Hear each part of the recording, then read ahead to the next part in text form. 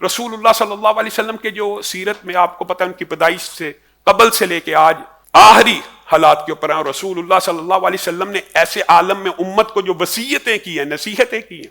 وہ بھی بڑی اہم ہیں، اور ان میں سے بہت بڑی ایک جو نصیحت ہے اس کا تعلق بھی عقیدے کے ساتھ ہے۔ ہمارے ہاں معاذ اللہ رسول اللہ صلی اللہ علیہ وسلم سے محبت کے دعوے تو کیے جاتے ہیں، لیکن وہ جو کفیات ہے صحابہ کے اوپر، جو غموں کے پہاڑ ٹوٹ پڑے، جو بیٹی کے اوپر فاطمہ کے اوپر غم کا پہاڑ ٹوٹ پڑا کہ کیسے تم نے میرے باپ کے اوپر مٹی کو ڈالا، تم نے کیسے میرے باپ کے اوپر مٹی کو ڈالا، وہ جو غموں کے پہاڑ ہے، وہ جو باپ نے بیٹی کو کہا سب سے پہلے آپ کے ساتھ ملاقات ہوگی، 6 مہینے دنیا میں زندہ نہیں رہی، آپ نے عقیدے کا جنازہ نکال دیا، بیٹی سے ملاقات کا تو وقت ان کی موت تک کا مقرر کیا، صحابہ تو ساری زندگی یاد کر کے روتے رہے، ان سے تو رسول اللہ صلی اللہ علیہ وسلم ملنے نہیں آئے، لیکن آپ کے اور میرے پیر کے گھر روزانہ آ جاتے ہیں۔ سنا ہے آپ ہر عاشق کے گھر تشریف لاتے ہیں، جاگتی آنکھوں سے رسول اللہ صلی اللہ علیہ وسلم کو دیکھنے کے دعوے 300 سال گزر جانے کے بعد شروع ہو گئے تھے، رسول اللہ کے دنیا سے چلے جانے کے 300 سال بعد یہ دعوے شروع ہو گئے، ہم نے رسول اللہ صلی اللہ علیہ وسلم کو جاگتی آنکھوں سے دیکھا، جاگتی، خواب میں دیکھنے کی بات نہیں کر رہا۔ یہ بھی وصیتوں میں ایک بات شامل ہے رسول اللہ کی جو مشہور حدیث ہے صحابوں کے بارے میں،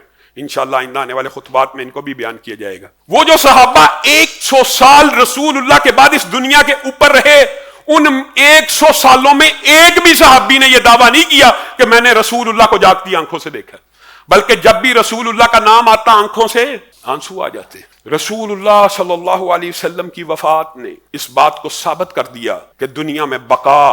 اور ابدی زندگی کسی کے لیے نہیں ہے، اور پچھلے خطبے میں یہی بات آپ کے سامنے رکھی تھی، کائنات کا جتنا مرضی بڑا ملحد ہو، بے ایمان ہو، کافر ہو، اللہ کا انکار تو کر سکتا، موت کا انکار نہیں کرتا، اور جو بندہ موت کا انکار نہیں کرتا پھر اس کو سوچنا چاہیے الذی خلق الموت والحیات لیبلوکم ایکم